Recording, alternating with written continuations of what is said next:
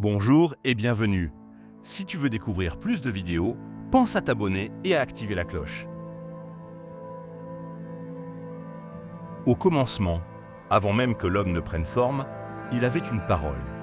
Une parole qui ne décrivait pas seulement le monde, mais qui le révélait. Créons l'homme à son image et à notre ressemblance. Cette phrase n'est pas une simple déclaration, elle est une clé.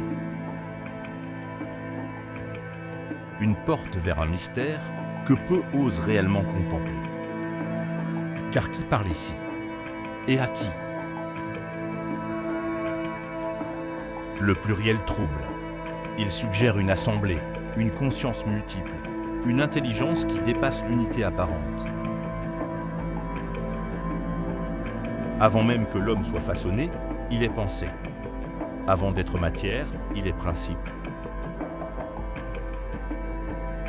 L'homme créé à l'image et à la ressemblance n'est pas encore un corps. Il est une projection, une vibration, un archétype. Cet homme, là, n'est pas fait de chair. Il est fait de conscience. Il n'est pas limité par la terre, car il n'est pas encore descendu. Il est proche du divin, non pas par position, mais par nature. Être à l'image ne signifie pas ressembler physiquement à Dieu.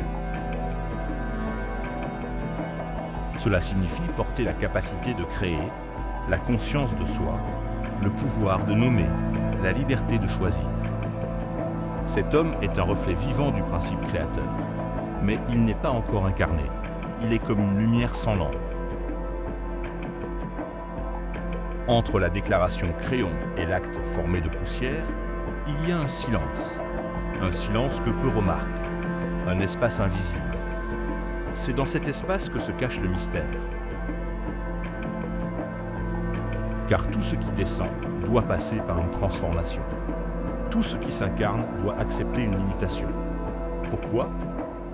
Parce que l'infini ne peut pas se contenir tel quel dans le fini. Dieu forma l'homme de la poussière de la terre.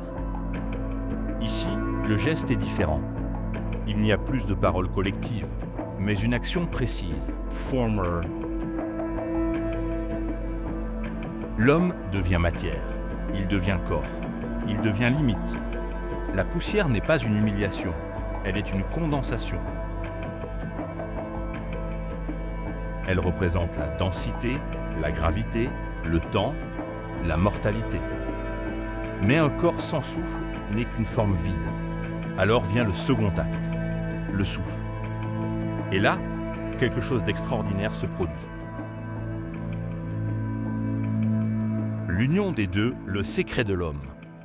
Ce que beaucoup ne voient pas, c'est que les deux passages ne décrivent pas deux créations séparées, mais une fusion. L'homme d'image descend. L'homme de poussière est préparé, et le souffle est le pont.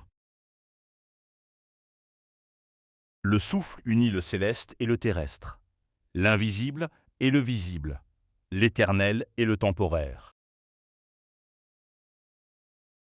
L'homme devient alors un être double, ni totalement divin, ni totalement terrestre, mais un point de rencontre. La fracture intérieure. Si l'homme est double, alors il est aussi en tension. Car ce qui vient d'en haut cherche à s'élever, et ce qui vient de la terre cherche à rester. C'est cela le conflit intérieur. L'âme veut la lumière, le corps veut la matière. Mais aucun des deux n'est mauvais. Le problème n'est pas la dualité, le problème est l'oubli. Quand l'homme oublie qu'il est image, il se réduit à la poussière. Quand il oublie qu'il est poussière, il se perd dans l'illusion de toute puissance. Dans certaines lectures profondes, on peut aller plus loin. Il existerait symboliquement deux humanités. L'humanité éveillée, consciente de son origine divine, connectée au souffle, en quête d'élévation. L'humanité endormie, identifiée uniquement à la matière, enfermée dans les besoins, coupée de sa source. Mais attention, ce ne sont pas deux races, ce sont deux états de conscience. Chaque être humain porte les deux. Lorsque l'homme commence à se souvenir de sa nature d'image, alors quelque chose s'ouvre. Les rêves deviennent plus clairs. Les perceptions changent. Le monde visible devient symbole. Pourquoi? Parce que la partie image commence à reprendre sa place. Le rêve est un langage intermédiaire entre l'esprit et le corps. C'est là que l'homme retrouve sa dimension première. Toutes les traditions initiatiques, qu'elles soient bibliques, africaines ou autres, poursuivent le même but, réunifier ce qui a été séparé. L'initiation n'ajoute rien, elle rappelle, elle ne donne pas une nouvelle nature, elle révèle celle qui était cachée. C'est un chemin de purification, de compréhension, d'alignement. Être à l'image de Dieu n'est pas un privilège, c'est une responsabilité. Cela signifie créer sans détruire, comprendre sans dominer, vivre en conscience. Car l'homme est un pont, et un pont peut relier ou séparer. Alors, y a-t-il deux créations? Oui et non. Oui, dans le sens où il y a deux dimensions. L'image, la poussière. Non, dans le sens où elles ne sont pas séparées. Elles sont réunies en un seul être. Toi. Tu n'es pas seulement ce que tu vois dans le miroir.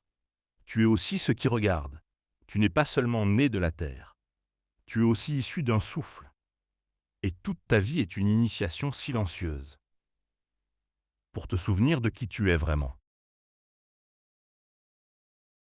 Merci d'avoir regardé cette vidéo. Abonne-toi si ce n'est pas encore fait. Commente, like et partage.